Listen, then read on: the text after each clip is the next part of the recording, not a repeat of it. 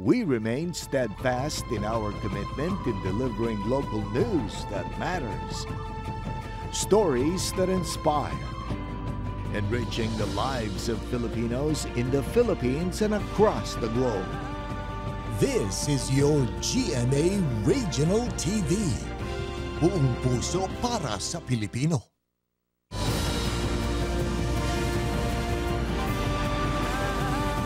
Ito ang GMA Regional TV, One Mindanao.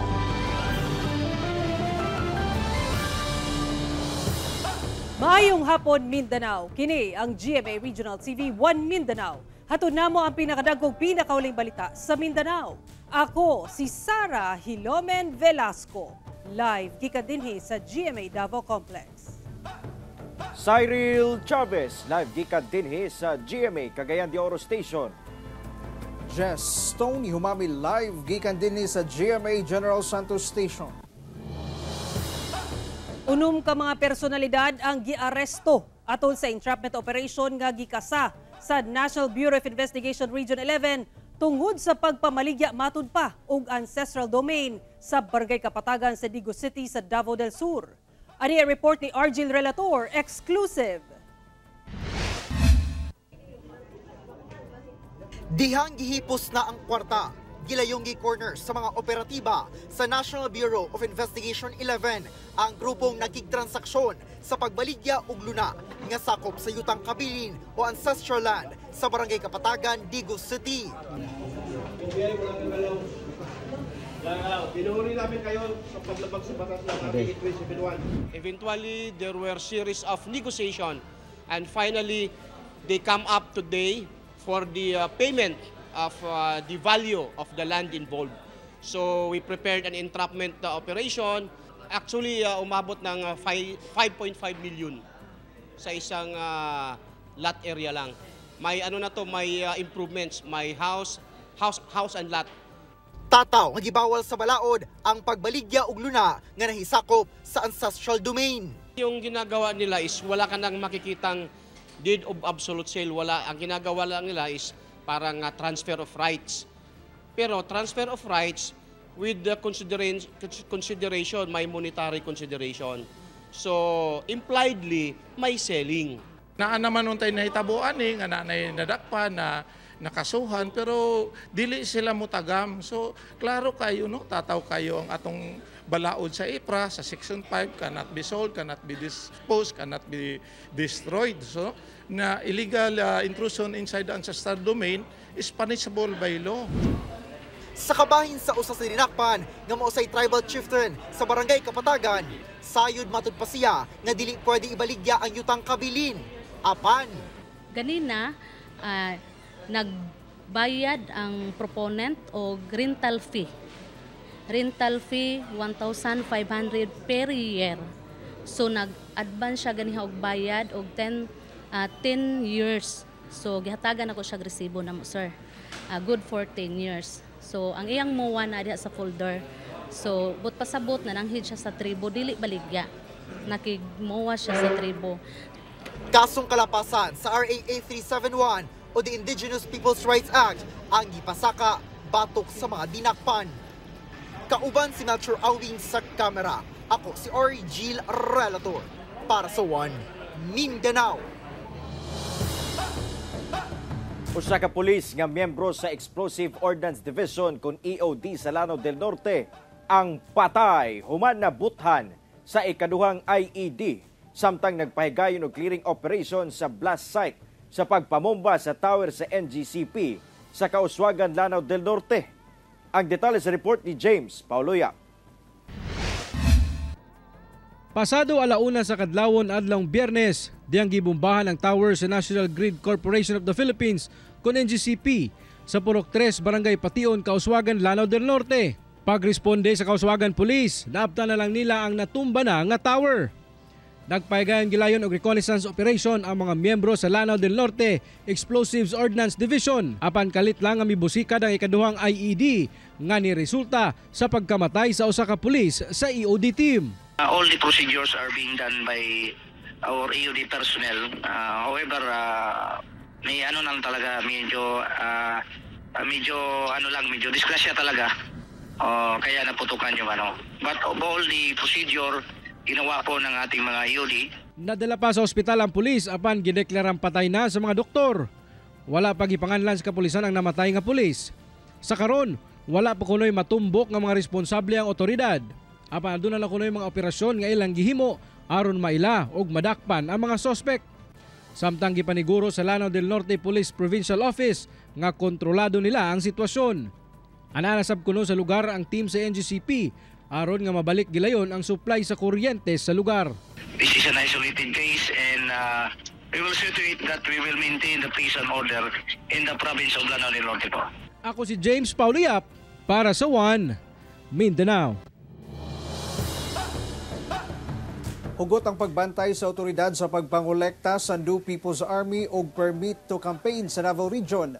Bisan pa man nga insurgency-free na ang rehiyon. Ano ang report ni John D. Esteban? Bisan pa man nga insurgency-free na ang Davao Region, ginabantayan gihapon sa 10th Infantry Division ang pagpangilkil sa New People's Army sa gisakupan niini karong barangay ug sangguniang kabataan elections. Usa na diha ang pagtanyag nila sa mga kandidato og permit to campaign sa mga komunista. Sanglit usa daw kini kapag sabotahe sa katungod sa mga tao nga mupili sa ilahang gustong butaran. Hinuon sa karon wala pay na report nga pagpangilkil o pagpangolekta sa nasampit nga grupo. Naamang galing nga magpangayo og mga permit to campaign og permit to win og magpaila ng mga members sa New People's Army. I-report ng puddayon ninyo sa amuan para mabuhatan nato og aksyon. Daan ang gipasidadaan sa PNP ang mga kandidato nga kung kinsa man ang mubayad og permit to campaign sa NPA, nagpasabot kini sa ilang pagsuporta sa mga pundok. Ang mapamatud-an mag-atubang og kasong paglapas sa Anti-Terrorism Act of 2020. Samtang sukad sa pagpatuman sa COMELEC Gunban niadtong Agosto 28, pulo na ang nakumpiska nga armas sa PRO 11. Karaghanan sa Davao City. Dili siya nakuha sa checkpoint, ma'am. Operation siya, ma'am. And then sa pen, tuluan na during sa bypass operations. And the rest, katong mga reports sa concerned citizen nga nakita nila sa ilang community. Kauban, si Jojo Solarte sa kamera. Ako si John D. Esteban para sa One Mindanao. Pipila ka sakyanan ug kabtangan ang nadanyos human natumba ang usa ka centennial tree sa Barangay Lapasan sa Cagayan de Oro City. Busa nanawagan ang City Local Environment and Natural Resources Office sa katawhan nga makig-alayon kanila kung adunay punuan sa kahoy nga peligro ng matumba. Ano ang report? Nakurat na lamang ang mga residente sa Bacunga Street sa Barangay Lapasan sa Cagayan de Oro City. Yang kalit nga natumba ang kapin gatos katuig na nga antipolo tree sa ilang lugar adlong Miyerkules pasado alas 10 sa gabi. Saysay sa barangay nga dili pa nila matino ang hinungdan sa pagkatumba sa mong kahoy, labi pa nga wala man nag-ulan o wala sab kusog nga hangin niadtong tungura. Dugay na kunong gideklarang delikado ang mong kahoy. Gani nag-request na sila nga ipaputol kini. Apan naabtan gayud sa panahon nga pagkaluwat sa kahoy. Siguro sa mga tao dire sa ayan na siguro kagulangon. Medyo ang iyang punuan ng pudani, dako kaya siya, mo diametro siguro nag mga 3 metros, pero halo ang tunga. So ang naghawid-hawid niya, mga kilid-kilid na lang. Karon nagpadayon ang clearing operation nga ginahimo sa mga personay sa City Engineer's Office uban ang mga personay sa barangay. Gani migamit na sila og chainsaw aron mapadali ang pagputol sa maong kahoy nga nakababag ug nakaperwisyo na diri sa Bacunga Street aron magamit na kini pagbalik sa mga motorista. Usasab sa mga nadanyo sa insidente ang nakaparadang jeep nga nakaparada ilawom sa maong kahoy. Wala maitsura ang sakyanan. Sanglit na datugan kini sa kahoy. Iparepair unta ang sakyanan sa duol nga motor shop. Bisan tuod nga dako ang damyos nga nahatag sa pagkatumba sa kahoy, sama na lamang sa pagkaguba ni ining koral, pagkaguba ni ining gate ug pagkaguba ni ining tricycle nga ginagamit panginabuhian sa usa sa mga residente diri sa lugar. Swerte na lang sanglit walay kinabuhi nga nakalas, ingon man nga naangol sa maong insidente. Sigon sa City Environment and Natural Resources Office kung Clenro nga padayon ang monitoring nga ilang ginahimo sa mga susamang kahoy sa syudad. Apan tungod sa kakulang sa tawo, adunay mga lugar nga dili na nila masubay pa.